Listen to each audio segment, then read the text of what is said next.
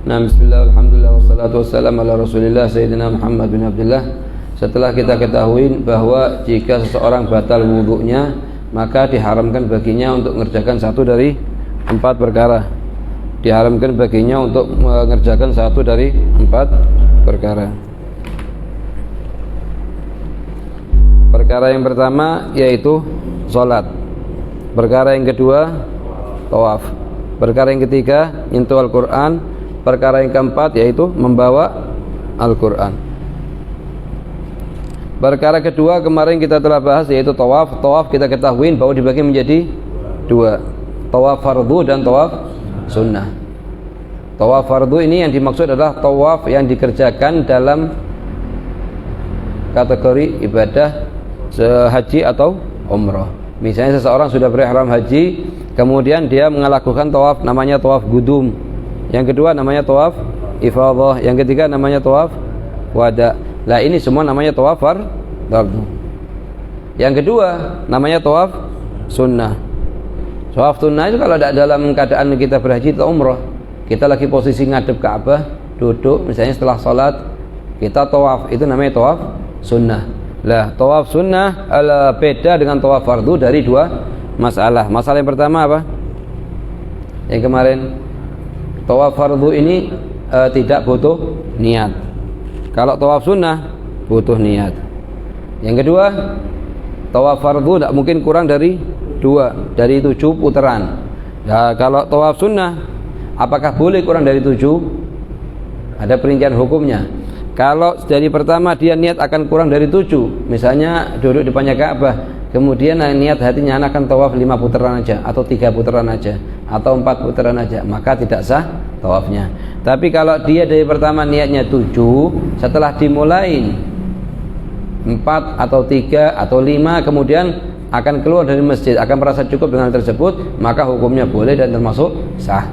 Ini perbedaan apa? Kedua, daripada tawaf sunnah dan tawaf fardu. Lah kalau kita ngerjakan tawaf tanpa wudu, hukumnya bagaimana? Misalnya dalam madzhab Imam Syafi'i kita ketahui hukumnya, kalau amidan, aliman, mukhtaran. Amidan artinya sengaja, aliman nggak tahu hukum, mukhtaran artinya apa? Tanpa paksaan. Kalau 3 syaratnya terpenuhi, maka haram. Yang kedua tidak sah, haram dan tidak sah. Ini menurut pendapatnya Imam Syafi'i. Menurut pendapatnya Imam Abu Hanifah, mengatakan sah tawafnya, cuman kalau hadasnya hadas kecil wajib bayar kambing, dam kambing. Kalau hadasnya hadas besar maka wajib bayar dam onta. Oke, ada kalanya masalah seperti ini kita butuhkan. Kapan kita butuhkan? Kalau perempuan lagi haji atau lagi umrah, sudah niat umrah, belum mulai tawaf, datang darah haid. Sedangkan haidnya dia misalnya sebab ini seminggu atau 5 hari atau 6 hari. Di sisi yang lain itu travel akan balik ke Indo 2 hari lagi atau berapa jam lagi. Bagaimana jalan keluar dari permasalahannya dia ini? Kan begitu. Jadi masalahnya bagaimana perempuan sudah niat haji atau niat umrah, cuman belum melakukan tawaf ifadah dalam haji, atau belum melaksanakan tawaf umrah dalam ibadah umrah. Sedangkan dalam posisi yang lain, keadaan yang lain, dia harus segera pulang bersama rombongan travelnya. Bagaimana jalan keluarnya? Para ulama mengatakan jalan keluarnya boleh milih 1 dari 3. 1 milih apa? Dari 3. Jalan keluar pertama yaitu pakai pendapat yang mu'tamad dalam madzhab Imam Syafi'i, yang mengatakan tidak sah tawaf tanpa taharah, apalagi hadas kecil atau apalagi hadas besar, dengan pengertian dia keluar pulang ke negaranya kal muhsar, kemudian nanti kalau ada waktu balik lagi. Jadi tawaf itu mesti ditanggungan dhimahnya perempuan tersebut, dan ini dikatakan sulit untuk kembali lagi dari Indonesia ke Saudi lagi. Jalan keluar kedua, taglid kepada sebagian ulama yang mengatakan bahwa masa terputusnya darah itu adalah masa suci. Masa terputusnya darah adalah masa suci. Misalnya gimana? Perempuan ini dia haid misalnya 7 hari atau 5 hari misalnya. 1, 2, 3, 4, 5. Pada hari pertama dia keluar hanya misalnya 8 jam. Kemudian putus darah. Pada hari kedua keluarnya hanya 12 jam, kemudian putus darah. Pada hari ketiga keluarnya misalnya 20 jam, kemudian putus darah. Pada hari keempat keluarnya cuma 7 jam, kemudian putus darah. Pada hari kelima misalnya keluarnya cuma 10 jam, kemudian putus darah. Lah, masa terputusnya darah ini hukumnya bagaimana? Menurut pendapat yang kuat adalah hukumnya masa haid, meskipun tidak keluar darah. Ala qaul sahab. Lah, sebagian ulama menghukumi ini masa terputusnya darah adalah masa suci. Lah, terputusnya darah ini bisa kita gunakan sebagai jalan keluar kedua. Jalan keluar kedua yaitu kita taklid kepada ulama yang mengatakan masa terputusnya darah adalah masa suci, sehingga waktu itu perempuan tersebut mandi janabah, kemudian wudhu, kemudian langsung berangkat ke Masjid Haram Mekah untuk tawaf. Ini jalan keluar kedua. Jalan keluar ketiga, dia ini taklid kepada Imam Abu Hanifah yang mengatakan kalau misalnya haidnya ini tidak terputus sama sekali, terus keluar, sedangkan 1 jam atau 2 jam lagi dia harus pulang ke bandara Jeddah, dari Jeddah ke Indonesia. Tidak mungkin travel nunda seluruh keberangkatan hanya untuk satu perempuan, tidak mungkin. Lah, bagaimana jalan keluarnya? Taklid kepada Abu Hanifah. Abu Hanifah mengatakan kalau tawaf dengan hadas kecil sah, tapi harus bayar dam kambing. Kalau dengan hadas besar sah, tapi harus bayar dam onta. Lah, apakah harus waktu itu dikeluarkan? Tidak harus. Damnya haji dan umroh tidak harus dikeluarkan di saat itu, boleh ditunda berapa minggu berikutnya, berapa bulan berikutnya, mewakilkan satu orang di Mekah untuk dikeluarkan di Mekah, karena damnya haji dan umroh tidak boleh dikeluarkan di selain Mekah. Damnya haji dan umroh tidak boleh dikeluarkan selain Mekah, harus dikeluarkan di Mekah. Jadi bagaimana nanti jalan keluarnya? Telepon satu orang teman di Mekah untuk mengeluarkan. Tapi yang paling penting perempuan ini bisa ngerjakan tawaf dan bisa pulang ke Indonesia, hajinya sempurna, umrohnya sempurna. Kalau enggak, semua bergantung kepada tawaf. Ini perkara ketiga. Perkara kemarin kedua yang diharamkan bagi seseorang yang dalam keadaan berhadas mengerjakan tawaf atau sholat. Haram hukumnya dan termasuk dosa-dosa besar jika dikerjakan dalam keadaan tahu hukum, sengaja dan tidak tanpa ada paksaan. Dua perkara ini semuanya. Ya. Sekarang yang perkara yang ketiga yang diharamkan bagi seseorang yang dalam keadaan berhadas itu adalah menyentuh Al-Quran. Menyentuh Al-Quran. Hukumnya apa? Hukumnya haram. Meskipun pada kertas yang kitab fikih. Ya. Meskipun pada tulisan yang ada ayatnya kita sentuh begini, atau kita sentuh pada kertas putih ini, sama hukumnya haram. Ataupun hanya pada kulitnya, pada kulitnya, hukumnya apa? Haram.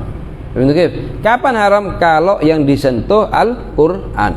Selain Al-Quran, apa misalnya? Kitab-kitab as-samawi yang lainnya, seperti Al-Injil, Waz-Zabur, wa Taurat, kalau misalnya ada, atau hadis Al-Qudsi, atau hadis An-Nabawi, atau ilmu syariat, itu semuanya boleh. Amal Quran hukumnya haram disentuh tanpa wudu, karena Allah mengatakan la yamassuhu illal mutahharun. Selain Al-Quran dari kalam Allah, atau hadis An-Nabawi, atau hadis Qudsi, atau kitab ilmu syariat, maka hukumnya boleh. Cuman lebih utama, lebih adab, lebih akhlak kalau kita tidak nyentuh ke kitab hadis atau kitab ilmu syariat atau hadis Nabawi, hadis Qudsi, kecuali dalam keadaan berwudu. Ya. Menyentuh Al-Quran dalam keadaan berhadas meskipun menggunakan penghalang. Nah, meskipun menggunakan penghalang, misalnya dia tidak mau mengangkat Al-Quran langsung begini, atau dia ngangkat begini, tetap aja haram hukumnya. Karena apa? Li ikhlalihi bita'zim. Karena ini orang tidak mengagungkan Al-Quran. Bikhilaf masalah persentuhan dengan perempuan ajnabiyah. Masalah persentuhan dengan perempuan ajnabiyah ini kendalanya ada di persentuhan tersebut yang menyebabkan timbulnya syahwat. Dan timbulnya syahwat bisa ketutup kalau ada penghalang. Lain halnya kalau megang Al-Quran. Megang Al-Quran hukumnya haram tanpa wudu meskipun dengan penghalang, meskipun kain atau apapun. Ini kalau orang yang akan megang mukallaf. Orang yang akan megang apa? Mukallaf. Artinya apa? Misalnya Zaid ini mau megang Al-Quran, boleh tidak megang tanpa wudu? Kita lihat ada kalanya Zaid ini mukallaf atau ghair mukallaf. Mukallaf artinya apa? Balik berakal. Mukallaf dia, haram dia megang Al-Quran tanpa wudu. Kenapa? Liikhlal bita'zim. Karena Allah mengatakan la yamassu ilal mutahharun. Lah, haram kapan haram? Kalau 4 syaratnya terpenuhi. Pertama, balik. Kedua, berakal. Ketiga, tanpa paksaan. Keempat, tidak selain dalam keadaan darurat. Kalau dalam keadaan darurat, misalnya kalau sekarang ini batal wudunya sedangkan di kantongnya ada Al-Quran, mau dikemanakan Al-Quran? Atau dia mau masuk kamar mandi, di kantongnya ada Al-Quran misalnya atau apa, dan hari yang lain, kemudian dia tidak bisa, tidak ada tempat untuk naruh Al-Quran kecuali di bawah atau tempat-tempat yang lain. Atau kelihatan Al-Quran mau jatuh ke tempat yang najis, ke tempat yang kotor, atau ke bawah, ke lantai. Sedangkan kita waktu itu tidak megang wudu. Kalau kita wudu duluan, jatuh itu Al-Quran ke tempat yang najis atau ke tempat yang lain. Maka boleh dalam keadaan darurat ini kita megang Al-Quran karena dasar darurat. Kapan bolehnya? Kalau syarat-syaratnya di sini terpenuhi. 3 syaratnya ini terpenuhi. Jadi boleh megang Al-Quran dalam keadaan darurat kalau 3 syaratnya terpenuhi. Syarat yang pertama, tidak ada kemungkinan untuk bersuci sebelumnya. Lain hanya kalau ada kemungkinan. Kalau ente wudu balik lagi masih bisa nututin, atau ente tayamum balik lagi bisa nututin. Nah, tidak boleh berarti. Yang kedua, tidak ada muslim, orang muslim atau yang lainnya yang bisa dimintai tolong untuk ngambil Al-Quran tersebut. Lain hanya kita sama teman kita, misalnya ada Al-Quran mau jatuh, kita mau megang, teman kita ada, dia punya wudu, maka bukan termasuk dalam kategori darurat. Itu termasuk bukan termasuk dalam kategori darurat. Kenapa? Karena kita bisa minta tolong kepada teman kita. Betul. Yang ketiga, dalam keadaan darurat. Dalam keadaan darurat. Lain hanya kalau bukan dalam keadaan darurat, hajat misalnya dan lain-lain, maka tidak boleh. Betul. Itu perkara syarat yang keberapa? Syarat yang keempat. Syarat yang pertama apa? Balik. Yang kedua, berakal. Yang ketiga, tanpa paksaan. Yang keempat, tidak dalam keadaan darurat. Yang kelima, tidak dalam gabungan dengan barang yang lain. Misalnya gimana? Misalnya anak bawa tas. Dalam tas itu ada Al-Quran dan selain Al-Quran. Paham tak? Misalnya saat di tas itu ada Al-Quran dan selain Al-Quran. Lah kemudian anak batal wudhu, boleh tidak anak ngangkat tas tersebut? Boleh tidak anak ngangkat tas tersebut? Para ulama menjelaskan ada 4 keadaan. Ada berapa keadaan? 4. Keadaan yang pertama, waktu dia ngangkat tas itu niatnya semata-mata untuk ngangkat Al-Qur'annya, maka hukumnya haram. Hukumnya apa? Haram. Yang kedua, niatnya dia untuk ngangkat Al-Qur'an dan selain Al-Qur'an. Maksudnya untuk semuanya yang diisi tas tersebut. Bukannya Al-Quran aja saya niatnya. Saya niatkan untuk ngangkat Al-Quran dan selain Al-Quran yang ada di tas tersebut. Baju, Al-Quran, kitab, semua campur, semua angkat sekaligus. Koper misalnya, dalamnya ada Al-Quran. Lah kita tidak punya wudu, mau ngangkat koper tersebut. Jadi, ini ada perbedaan antara ulama. Ada yang membolehkan, ada yang mengharamkan. Yang ketiga, niatnya hanya selain Al-Quran.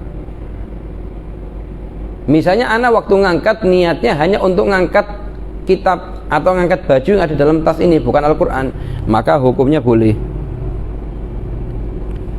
Hukumnya apa? Boleh. Niat yang keempat, atlak.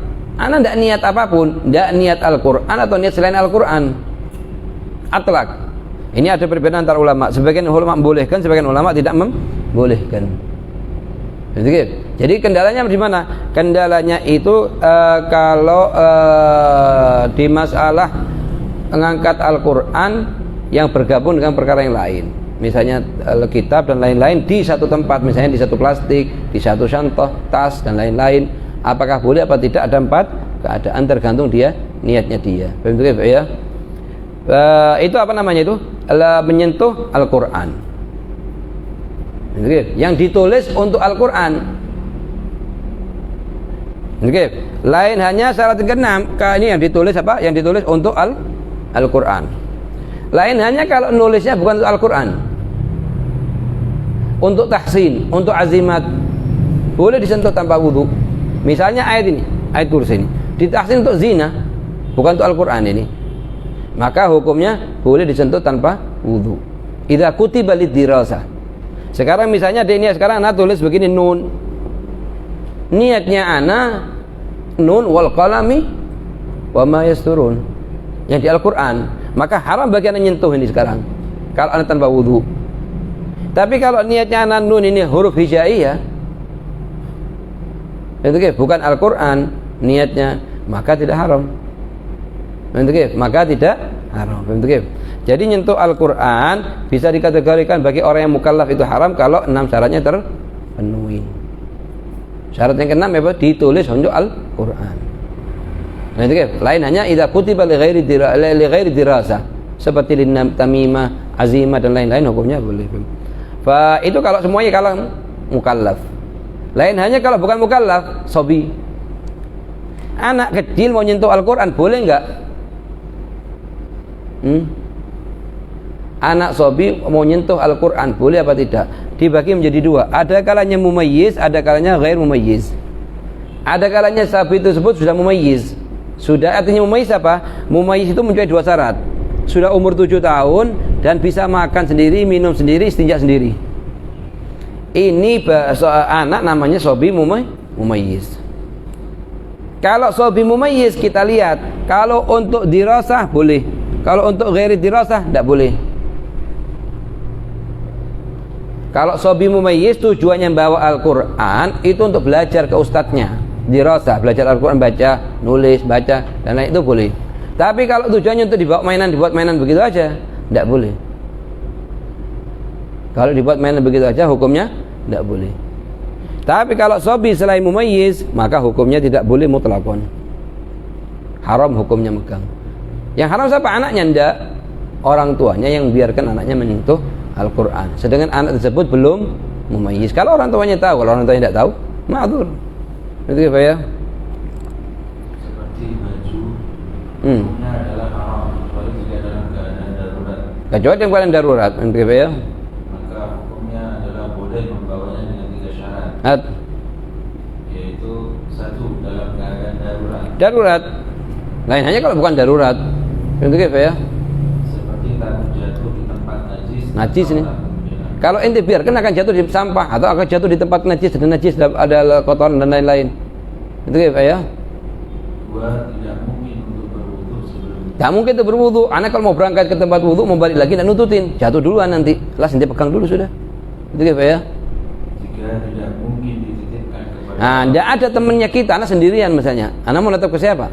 Misalnya, tidak ada yang teman untuk dititipin, maka boleh. Termasuk dalam keadaan darurat. Ama masih ada temannya ente di sampingnya ente, tetapin dia atau dia suruh ngambil. Ya. Jika telah terpenuhi syarat-syaratnya, maka boleh menyentuh Al-Quran tanpa wudu, ya. Yang keempat, membawa Al-Quran. Yang keempat, perihal yang keempat dari yang diharamkan bagi seseorang yang tidak punya wudu membawa Al-Quran. Kita punya namanya nyentuh, ada namanya bawa. Itu ya. Membawa Al-Quran tanpa wudu hukumnya adalah haram. Membawa Quran tanpa wudu hukumnya haram. Karena apa? Karena lebih parah daripada nyentuh. Kalau nyentuh aja haram, apalagi diangkat. Itu ya. Lain halnya jika membawa kitab Injil. Selain Al-Quran seperti Nabi bilang, misalnya kita boleh kutubus samawiyah. Kutubus samawiyah banyak, 104 kitab. Lah di antaranya Injil, Taurat, Zabur. Misalnya ada yang belum muharraf, belum dirubah-rubah, misalnya ada. Atau kutubul hadits qudsiyah, hadits qudsi. atau hadis nabawi atau kitab ulama, hukumnya apa? Boleh. Ya. Maka hukumnya adalah boleh membawanya meskipun tanpa wudu. Ya. Ya. Membawa Al-Quran atau sebagian ayat-ayat Al-Quran tanpa wudu hukumnya adalah haram. Haram. Tidak harus Al-Quran penuh baru dikatakan hari haram. Kalau meskipun berapa ayat atau berapa huruf dari Al-Quran ditulis karena hurufnya Al-Quran dan ditulis untuk dirasa, maka haram bagi orang lain untuk nyentuh yang tidak punya wudu. Ya. Kecuali pada beberapa masalah hukumnya adalah boleh. Yaitu satu, jika membawa kitab tafsir dan jumlah tafsirnya. Sekarang kita bawa kitab tafsir. Tafsir itu kan ada ayat Qur'annya, ada penjelasannya ulamanya yang mentafsirkan ayat tersebut. Lah, apakah boleh kita bawa dalam keadaan berwudu, dalam keadaan tidak berwudu? Kita lihat, kalau jumlah huruf tafsirnya lebih banyak, boleh. Kalau jumlah huruf Al-Qur'annya lebih banyak, haram. Kalau sama, hukumnya juga haram. Yang boleh kenapa? Di satu masalah. Kalau huruf tafsirnya lebih banyak daripada huruf Al-Qur'annya. Begitu ya. Jika dalam tas yang di dalamnya terdapat barang-barang selain Al-Quran. Nah, itu seperti masalah tadi itu. Misalnya di dalam tas ada Al-Quran, ada baju, ada HP kita. Dan mau kita angkat tas tersebut tanpa wudu dalam keadaan berasa, apakah boleh apa tidak? Ada 4 keadaan tadi itu. Ayo. Dan tatkala mengangkat tas tersebut diniatkan hanya untuk mengangkat barang. Mengangkat untuk barang, bukan untuk mengangkat Al-Quran. Niatnya anak waktu ngangkat barang, tidak ngangkat Al-Quran, maka hukumnya boleh itu. Yang pendapat yang mu'tamad boleh. Kalau ngangkatnya untuk apa? Untuk selain Al-Quran. Tapi kalau untuk keduanya atau atlak, ini ada khilaf. Tapi kalau untuk sebatas Al-Quran, haram hukumnya. Ayo. Jika ayat Al-Quran tersebut ditulis untuk perhiasan. Untuk perhiasan seperti kayak zina ini. Atau ditulis namimah, tamimah, ram ta'zimat, tulis. Kayak ditaruh di bajunya dia karena berwudu. Nyentuh Al-Quran, kalau dikatakan Al-Quran tidak, hukumnya boleh. Kenapa? Karena ditulis bukan lidirasah, litamimah wa dzalik. Ayo. 5. Jika mengangkat 4. Jika tertulis di mata uang seperti dinar. Seperti dinar, ada sebagian mata uang ada tulisan ayat Al-Quran. Boleh tidak ente nyentuh tanpa wudu? Boleh. Karena bukan ditulis untuk Al-Quran, hanya untuk tabarrukan dengan ayat Al-Quran. Di sebagian mata uang zaman dulu ada ayat Quran ditulis. Oke, ya. 5. Jika mengangkat seseorang yang memegang Al-Quran. Jadi ngangkat, misalnya anak tidak ngangkat Al-Quran, anak ngangkat anak kecil yang dia megang Al-Quran, sedangkan anak tidak punya wudu, apa hukumnya? Boleh. Sama kayak ngangkat tas yang di dalamnya ada Al-Quran selain Al-Quran. Kalau niatnya inti anak bayi tersebut fakot inti diangkat, tidak masalah. Kalau niatnya inti Al-Qurannya saja haram. Kalau niatnya inti untuk keduanya atau atlak ala khilafan fi, atas perbedaan, ada perbedaan antara ulama apakah boleh atau tidak. Ya. Dengan niatan hanya untuk mengangkat orang yang memegang Al-Quran. Itu. Bukan niat untuk memegang Al-Quran. Akan tersebut, maka hukumnya boleh. Ya. Babul masih ala al-khuffain. Bas. Gitu. Jadi di sini kita ketahui bahwa perihal yang diharamkan bagi seseorang yang batal wudunya ada 4. Yang pertama, sholat, meskipun sholatnya sholat fardu atau sunnah atau semisal sholat. Semisal sholatnya artinya sujud tilawah dan syukur. Begitu. Sholat ini dikerjakan dalam keadaan tidak berwudu, haram hukumnya, kecuali pada beberapa masalah, yaitu pada 4 masalah. Masalah yang pertama, daimul hadath. Yang kedua, faqidat tahurain. Yang ketiga, mukrah. Yang keempat, yang keempat,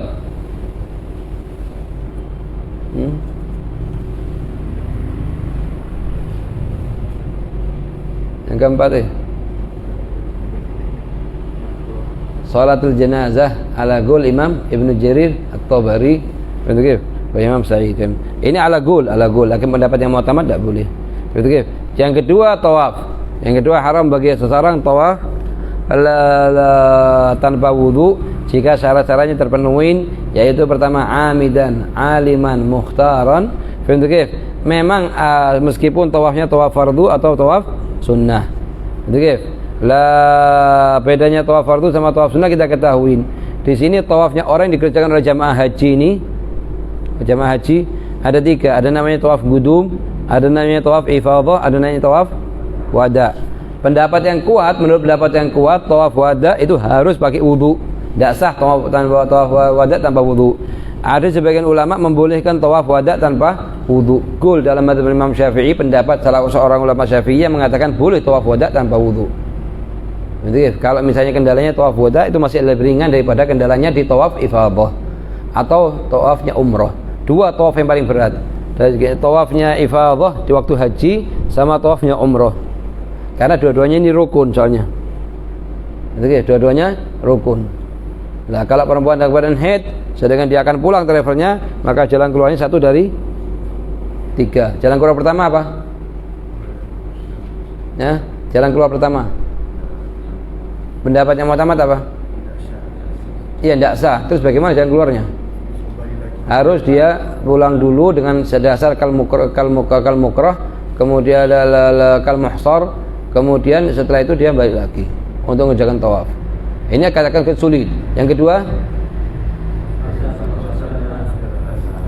lihat masa terputusnya darah, dia taklid kepada ulama yang mengatakan masa terputusnya darah adalah masa suci. Yang ketiga, taklid kepada Abu Hanifah.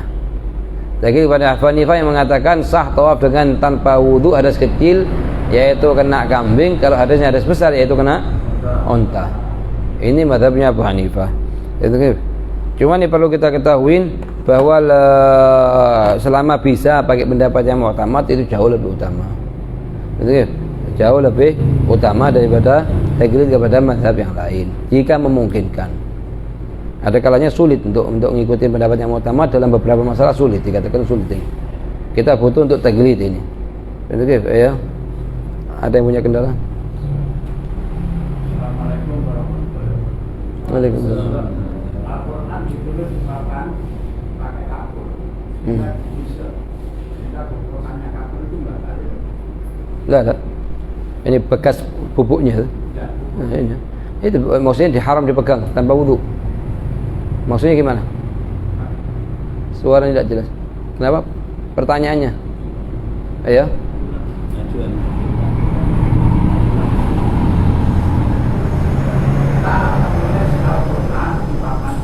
Iya. Setelah pakai kapur. Jika kita Hapus. Iya. goblokannya itu apanya, kukurnya Iya. itu boleh dipegang. Boleh. Dalam keadaan ini bukan karena bukan bentuk Al-Quran lagi sudah. Naam, lebih utama kita tidak kita buang, bahkan kita tanam. Sama kayak katanya Habib Zain, kalau kita kelihatan Al-Quran sudah hancur, dibaca tidak bisa, dibiarkan juga kerepotan. Bagaimana jalan keluarnya? Dibakar, debunya nanti ditanam, jangan dibuang di sampah. Oke, ayo. Sama kayak ini HP. Kendala sekarang kita di HP-nya kita ada Al-Quran, dibuka, layarnya masih hidup, haram kita sentuh. Tapi kalau layarnya ditutup, boleh kita sentuh. Kalau hidup di depannya layarnya ayat Quran, haram kita sentuh. Tapi kalau kita tutup, sama kayak sekarang begini, sekarang tulis ayat Quran di sini. Ini sekarang ayat Quran. Kemudian selama ada, haram kita pegang sini. Tapi kalau sudah diginikan, ya sudah boleh. Katanya Habib paling miripnya ini mirip dengan apa? Dengan apa yang ditulis dalam lauhah. Masalahnya HP ini mirip dengan masalahnya lauhah. Lauhah kalau kita tulis ayat di papan tulis seperti ini, kemudian kita selama ayat masih ada, haram kita sentuh kan. Tapi kalau sudah kita ngambil penghapus, kita hapus, terus kita menyentuh ini, boleh enggak? Boleh. Itu pendapatnya Habib begitu. Ayo.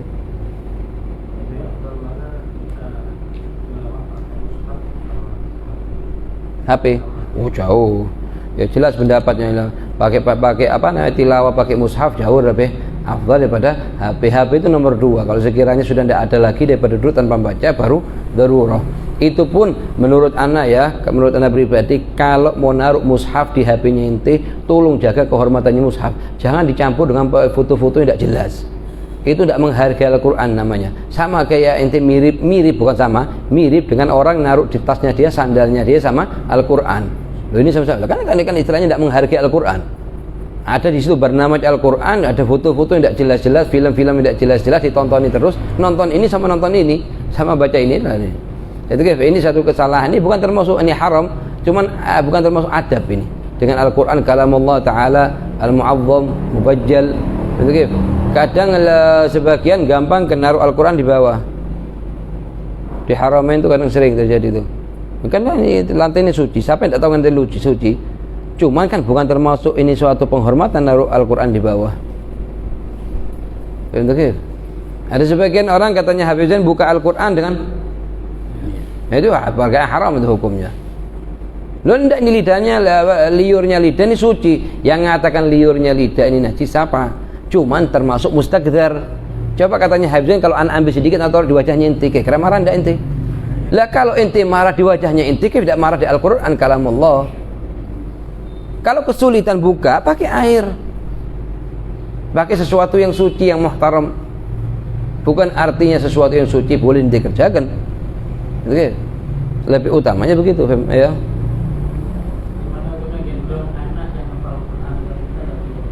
Tidak masalah. Tidak ada masalah sama sekali. Oke, ya sudah kok jadi kita yang gendong anaknya sendiri juga ada kotorannya di dalamnya. Oke. Hah? Paham tu ke? Itu lah terlalu jauh. Paham tu ke? Hukumnya apa? Hukumnya boleh. Naam, dari segi yang lain kita agungkan. Apa diagungkan misalnya? Jangan kita kerasin dia, jangan kita caci maki dia, jangan kita gunjing di belakangnya dia. Kenapa? Karena ngafal Al-Qur'an, kita hormati Al-Qur'annya. Tapi Anda bilang sama itu ya, Al-Qur'an ini bisa menjadi satu kemuliaan apalnya kalau diikutin dengan sedikit ngamalkan dengan apa yang ada di dalamnya. Kalau anda ya tidak terlalu beda jauh dengan yang tidak apal. Bahkan yang bunuh Sayyidina Ali bin Abi Thalib, yang Abdurrahman bin Muljam apal Quran 30 juz. Qurannya ngasih manfaat ke dia enggak. Kenapa? Karena nurnya Al-Quran tidak masuk.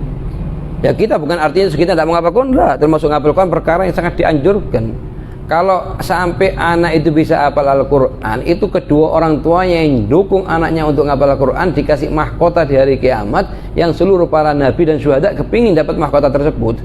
Ini katanya ulama, kalau orang tuanya yang dukung, bagaimana anak itu sendiri? Kita dukung anak kita untuk menghafalkan Al-Quran, cuman dukung juga untuk ngamalkan. Kam min qari'il Qur'an wal Qur'an yal'anuh. Berapa banyak orang yang baca Al-Quran tapi Al-Quran ngelaknat dia. Kenapa? Karena bertentangan dengan amalannya dia. Makanya di sini di zaman sekarang yang paling dibutuhkan itu adalah murabbi yang didik jiwanya inti supaya inti lurus. Hubungan sama Allah jelas hubungannya itu tepat. Hubungan sama Rasulullah jelas hubungannya tepat. Hubungan sama orang tua dan guru tepat. Hubungan sama murid sama sesama teman tepat. Berubah semuanya sudah. Kalau sudah namanya nur, cahayanya Al-Quran atau cahayanya hadis ini masuk ke hatinya hamba, berubah.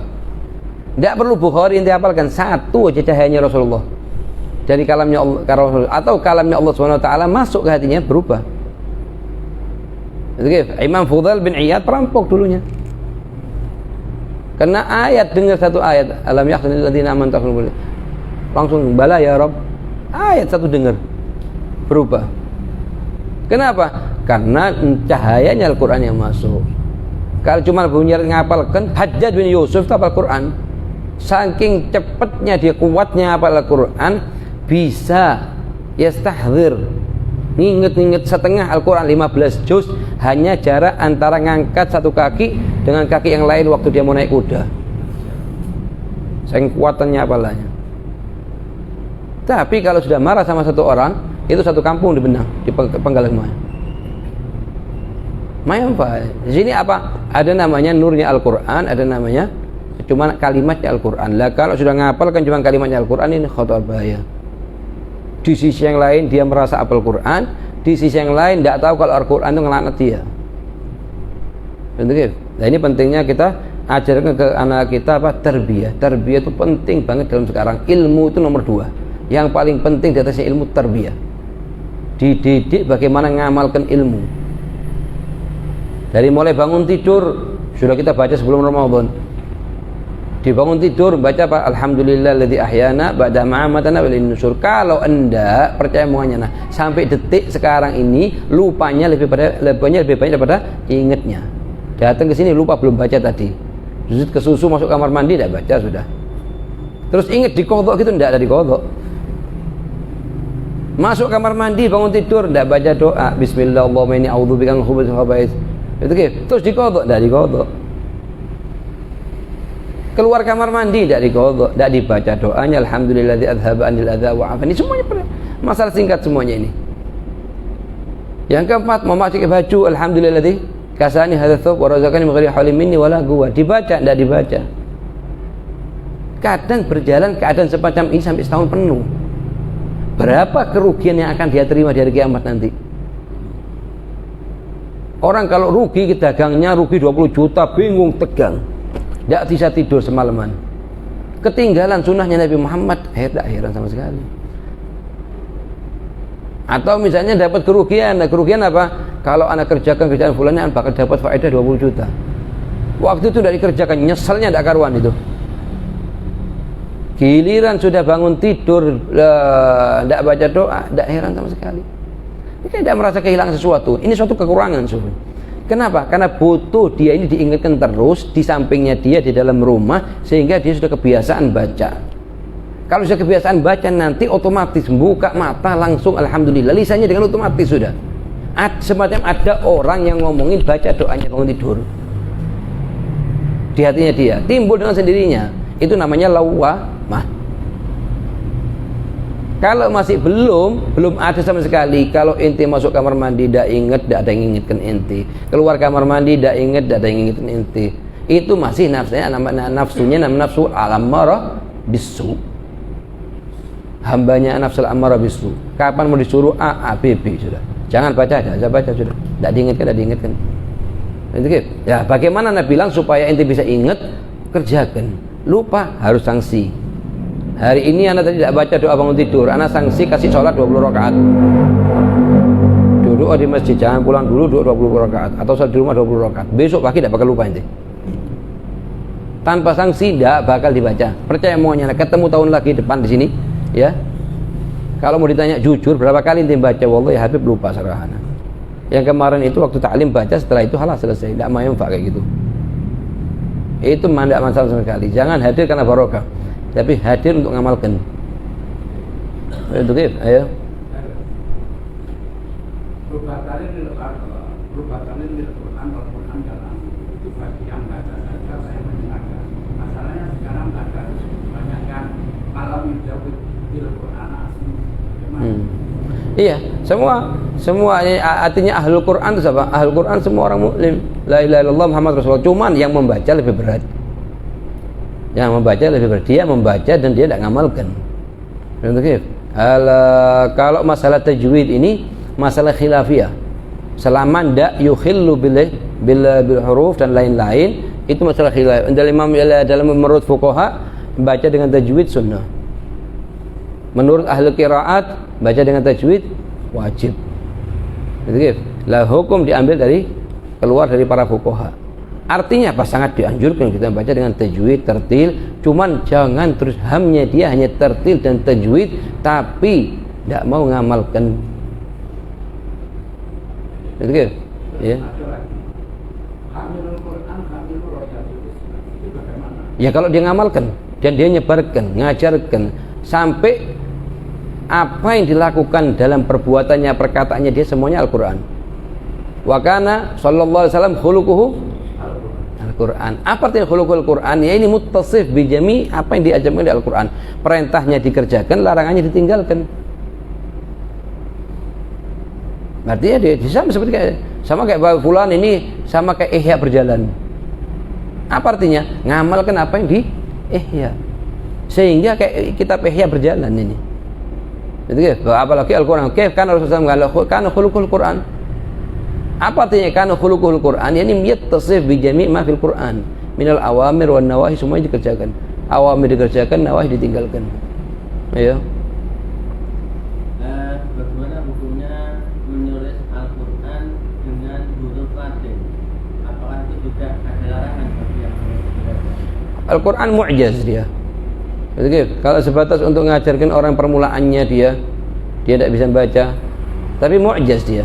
Mu'jaz artinya mu'jaz punya khususiyat di penulisannya dalam bentuk bahasa Arab ini. Kalau sebatas untuk mengajarkan orang tidak bisa baca dia. Paling tidak kita ngajak orang baru masuk Islam, kita paksa bahasa Arab tidak ngerti dia. Cuma bagaimana dia pertama kali misalnya untuk hal darurat dituliskan hanya untuk sebatas untuk dia faham, baca Fatihahnya dia, untuk supaya sah salatnya dia, labas. Untuk hal yang darurat ini. Bukan untuk perihal ini ditulis setiap hari terus disebarluaskan dipakai seperti itulah, karena seperti mat dan lain-lain tidak ada di tulisan bahasa Indonesia. Dan huruf-hurufnya ada sebagian huruf tidak bisa ditulis dengan bahasa Indonesia dengan tepat, tidak bisa. Yang paling mendekatkan ini. Jadi kalau sekiranya dalam keadaan darurat untuk orang yang masuk Islam, baru masuk Islam, tidak paham sama sekali Fatihah, kecuali dia ngapalkan dulu, baru kita betulkan dengan perlahan-lahan cara bacanya dan lain-lain. Tapi kalau tidak darurat, ini anda rasa tidak boleh. Mansus ada di kitab Imam At-Tibyan Imam Nawawi itu menyebutkan masalahnya. Ayo.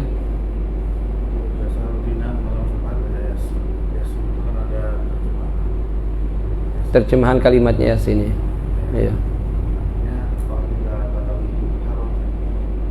Nyentuh. Itu kan Al-Quran, memang dia Al-Quran dia. Statusnya Al-Quran dia, bukan tafsir dia. Hanya terjemah. Dengan pengertian ada Al-Qurannya kemudian artinya. Iya, sekiranya kalau ditulisnya untuk Al-Quran bukan untuk tahsin, maka haram hukumnya. Kalau ditulisnya untuk tahsin, bukan untuk Al-Quran, karena Yasin bisa digunakan untuk tahsin. Atau azimah, misalnya ditulis surat Yasin, sebagian ulama nulis surat Yasin, maka hukumnya boleh. Nah, ya. La yamassuhu illa al-mutahhar. Ada yang mengatakan al-mutahhar itu malaikat. Betul. Ada sebagian ulama tafsir yang mengatakan hal tersebut. Jadi kalau orang yang berada, cuman jumhur fuqaha mengatakan tidak. Artinya mutahharun ini mutatahharun dari hadas. Ini manusia ini. Ya. Ada ulama tafsir yang mengatakan hal tersebut, ada. Jadi banyak di kitab tafsir disebutkan. Pendapat lemah, cuman ya jumhur fuqaha semua mengatakan yang dimaksud adalah mutatahharun dari hadas al-asghar wa hadas al-akbar. Jadi ya.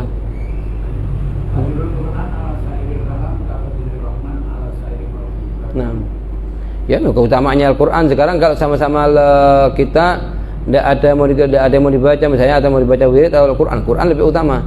Cuman katanya ulama, zikir yang warid dari Rasulullah atas amalan-amalan tertentu pada waktu-waktu tertentu yang khusus itu lebih utama. Misalnya kita setelah assalamualaikum warahmatullahi, Rasulullah mengajarkan mengucapkan Allahumma antas salam. Misalnya orang lain mengatakan tidak mengambil Al-Quran, salah. Karena yang mengajarkan juga Rasulullah. Dan mengikuti perintahnya Rasul, mengikuti perintahnya Al-Quran. Mengikuti perintahnya Rasul, mengikuti perintahnya Al-Quran. Misalnya sekarang Rasulullah mengatakan setelah itu mengucapkan subhanallah 33 kali. Tidak mau ditinggalkan semua ini. Sebagian orang begitu. Assalamualaikum warahmatullahi wabarakatuh, ngambil Al-Quran langsung duduk. Lah, salah itu. Loh, ini kan kalam Allah lebih afdal. Siapa yang mengatakan kalam Allah? Tidak ada di atasnya kalam Allah. Kalam Allah paling afdalnya kalam. Paling afdalnya zikir. Cuman ngikutin sunnahnya Rasulullah itu termasuk ngamalkan Al-Quran. Qul in kuntum tuhibbunallah fattabi'uni. Rasul ngajarkan kita setelah sholat ngajarkan gini. Lain hanya kalau zikir mutlak. Zikir mutlak kita duduk jam 9 pagi tidak ada yang mau dikerjakan di rumah, baca Al-Quran. Nah, ayo. Dalam melaksanakan pembayaran ketika kita tawaf dan pelaksanaan haji tamattu itu sudah membayar zakat, maka itu sudah termasuk di dalamnya. Enggak. Tamattu itu artinya kita haji itu kan ada 3. Ada namanya haji ifrad, ada namanya haji tamattu, ada namanya haji qiran. Tamattu itu apa? Tamattu itu dulu kan umroh duluan, setelah selesai umroh baru haji. Lah hukumnya apa? Tamattu motif seperti ini sudah mewajibkan dam. Lah kalau misalnya waktu tawafnya dia, waktu haji itu waktu tawafnya dia tidak pakai wudu, itu lain lagi, dam lain lagi. Harus dam yang kedua dia. Tidak cukup damnya tamattu. Damnya tamattu sendiri itu kenapa kena makan tamattu kena dam? Li tamattu'ihi bi mahdhur al-ihram bainal hajj wal umrah. Bainal umrah wal hajj. Jadi, yang lebih utama dalam mazhab Imam Syafi'i kalau bisa ifrad. Ifrad itu dulukan haji dulu, setelah selesai haji baru umroh. Kalau dulu kan umroh dulu kemudian haji namanya tamattu. Kalau bareng haji dan umroh namanya qiran. Jadi yang lebih utama mana? Dalam mazhab Syafi'i yang lebih utama ifrad. Kenapa? Karena ifrad tidak kena dam. Lain hanya kalau qiran sama tamattu, dua-duanya kena dam. Jadi dua-duanya kena dam. Cuman perlu diperhatikan, itu kadang yang dampingin jamaah umroh itu kadang sebagian dari mereka bukan thalabatul ilm. Jadi sedikit-sedikit kesalahan-kesalahan jamaah haji, jamaah umroh dikategorikan kena dam. Ya dam terus. Pakai kaos kaki kena dam. Ngelepas kaos kaki kena dam. Ngelepas ihram kena dam. Siapa yang mengatakan? Fatwa dari kepalanya dia sendiri dia. Betul ya? Itu kadang perlu diperhatikan ini. Jangan kita terlalu percaya kecuali jelas-jelas dia thalabatul ilm, ada marja'nya baru kita dengarkan. Sebab banyak dari yang ngantarkan apa namanya itu? Mutawifnya itu kadang dia bukan thalabatul ilm, bukan pernah mondok, pernah belajar. Kerjanya sopir atau apa berubah jadi ustadz. Lah, muskilahnya itu nanti fatwanya ngawur. Fatwanya ngawur. Kalau cuma atas jabatan dia ngantarkan dia tidak masalah. Khidmah tidak masalah. Cuma jangan sampai fatwa. Kalau fatwanya ngawur kan muskilah. Sebab kita lihat sendiri dengan mata kita sendiri, satu orang duduk di depannya kita sedih banget dia. Kita tanya kenapa sampai kok sedih? Waktu hajian ini dia di Mina, di Mukhayyam Mina. Ini Habib saya kena dam tadi.